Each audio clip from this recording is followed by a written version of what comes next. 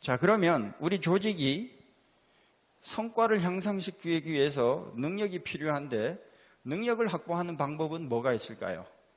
두 가지입니다. 하나는 채용이고요.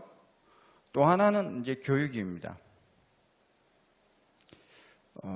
인사 담당자들한테 물어보면 이 두 가지를 잘 답변을 못하는 경우가 많습니다.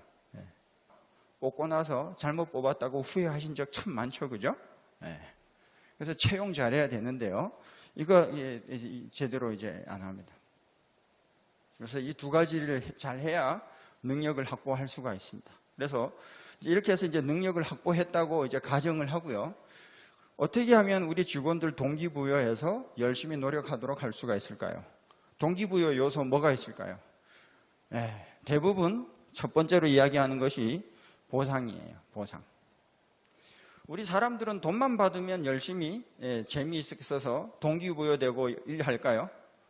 또 언제 돈 받았을 때 말고 소시적으로 돌아가면 언제 또 열심히 일했습니까? 밤새면서 성취감 느꼈을 때, 또 내가 모르던 것을 하나씩 알아가는 재미가 있었을 때, 인정과 칭찬 받았을 때, 이런 거죠, 그죠? 자, 그래서 인정과 칭찬 후배로부터 받았을 때 좋았을까요? 아니면 상사나 선배로부터 받았을 때 좋았을까요? 윗사람이죠. 자, 그러면 윗사람이 아래 직원 인정과 칭찬해주고 직무를 통해서 성취감 느끼게 해주고 성장하게 해주는 것, 세 글자로 뭐라고 할까요? 우리말로는 리을로 시작하고 영어로는 L로 시작합니다. 뭘까요? 그렇습니다. 리더십입니다.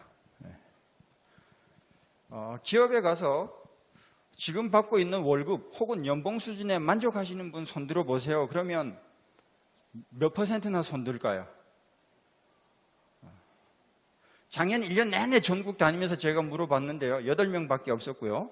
올해는 이상하게도 지금까지 22명이 월급에 만족한다고 손을 들었어요.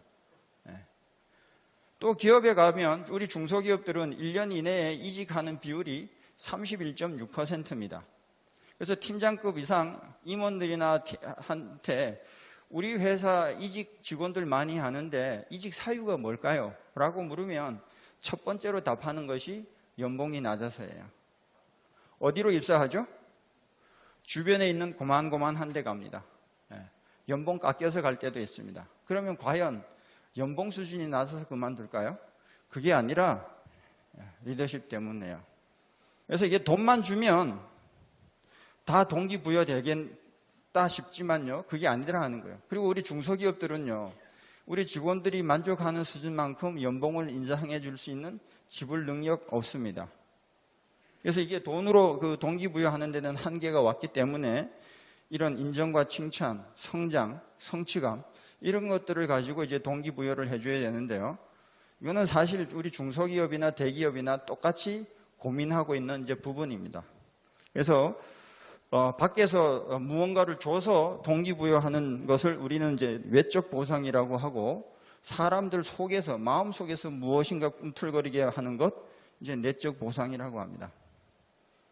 그래서 이제는 저 내적 보상을 어떻게 이제 강화할 것이냐 하는 부분을 또 고민을 해야 됩니다. 그래서 이런 것, 그리고 외부 환경에 대응하는 방법은 시스템을 갖추는 겁니다. 오늘은 이제 인사니까 제가 뭐 인사 조직 구조, 평가 제도, 인사 정책 이런 것들을 이야기하는데, 생산관리 시스템, 품질관리 시스템, 원가관리 시스템 이런 것들을 갖춰야 되는데 이게 잘 안 돼 있어요. 60년 된 회사도 이제 가서 컨설팅을 했는데요. 공통적으로 다 취약한 것은 시스템, 업무 프로세스가 정비가 안 돼 있다는 것 하나. 두 번째는 관리자들이 제대로 양성되지 않았다는 겁니다. 창업 1세대가 계신 분 회사는요. 있을 때까지는 잘 나갔습니다. 그런데 그분들 연세가 이제 70대고 이제 80대가 되셨어요. 건강상의 이유로 경영 일선에서 물러나면 회사 확 주저앉습니다. 왜냐하면 그분들 지시에 의해서 회사가 움직였어요. 관리자들은 스스로 가야 할 방향을 찾고 무엇을 해야 될지 그런 결정하는 능력이 없었습니다. 지시한 것만 열심히 잘하고, 그래서 지시하는 사람이 없어지니까 확 주저앉게 되는 겁니다. 이 두 가지 요소가 제일 취약한 것 같습니다. 자, 그래서 조직이 경쟁력을 확보하기 위해서는 이 세 가지 요소가 필요한데요. 하나는 능력을 확보하는 것이고, 두 번째는 우리 직원들이 노력하고 헌신하도록 이제 동기부여하는 것이고요. 그리고 이런 것들이 지속적으로 이루어지게 하기 위해서는 시스템을 갖추는 겁니다. 이 세 가지는 이제 곱하기입니다. 더하기가 아니라 모든 요소가 다 이제 갖추어져야 됩니다. 자, 그런데 이 공식이 정상적으로 작동하려면 회사에는 이것이 반드시 있어야 됩니다.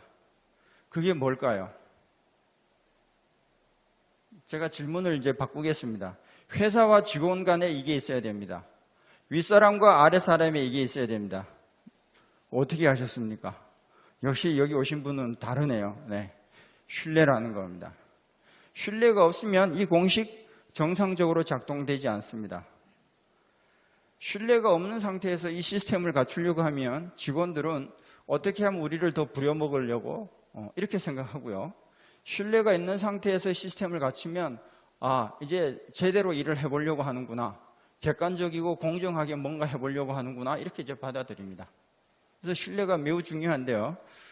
어느 회사에 이제 중소기업입니다. 직원 한 60명 되는 회사 컨설팅을 갔는데 사장님께서 한의사를 불러가지고요. 직원들 한 명 한 명 진맥을 하고 30만 원짜리 보약을 해주셨어요. 보약 받아보신 분 계시나요? 회사에서? 네. 저는 감동이었습니다. 제가 다녔던 회사도 꽤 복리후생이 좋은 회사였는데요. 보약을 받은 적은 없었습니다. 그래서 21세기에도 이렇게 보약을 해주는 따뜻한 정이 있는 회사가 아직도 있구나 하고 이제 직원들한테 반응을 물어봤습니다. 보약 받으셨다면서요? 참 좋겠네요. 이렇게 물으면 하수 컨설턴트입니다. 저처럼 고수는요, 보약 받으셨다면서요? 이렇게 떠봐야 됩니다. 그렇게 떠봤더니만 직원들의 반응은 세 가지로 나타났습니다. 첫 번째 반응은요, 보약 받았습니다. 사장님 참 감사하고 고맙습니다. 저희들 건강 생각해서 보약해 주셨는데요. 존경합니다. 우리가 원하던 반응이었어요. 두 번째 반응은요. 보약 받았는데요. 차라리 돈으로 주시지. 세 번째 반응은요. 보약 받았는데요. 보약 먹여놓고 밤새 우리 부려먹으려고 했어요. 근데 이 회사 사장님은 첫 번째 마음이었습니다. 오른손이 하는 일을 왼손이 모르게. 내가 보약 주면 우리 직원들 다 내 마음 알겠지. 근데 신뢰 수준에 따라서 이렇게 받아들이는 것이 다르더라 하는 거예요. 그래서 이제 제도를 만드는 것도 중요한데 경영자나 관리자들이 어떻게 신뢰를 확보하느냐가 더 중요한 것 같아요. 자, 그러면 신뢰라는 것은 무엇이냐? 우리 교재 밑에 있는데요. 상대방의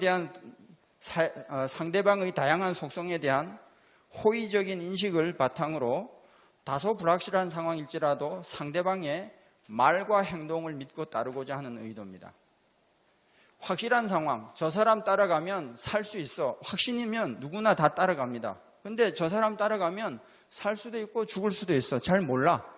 그럼에도 불구하고 가자고 했을 때 선뜻 따르고자 하는 의도, 그것을 신뢰라고 한다는 거죠. 그럼 무엇을 보고 신뢰력을 판단하느냐? 말과 행동이라는 거예요. 근데 사람들은 말과 행동이 일치하지 않을 때는 말을 더 믿을까요? 행동을 더 믿을까요? 그래서 언행일치가 매우 중요하고요. 말보다 행동이 더 중요하기 때문에 솔선수범이 중요한 거죠. 솔선, 늘 앞장서서 수범, 모범을 보인다.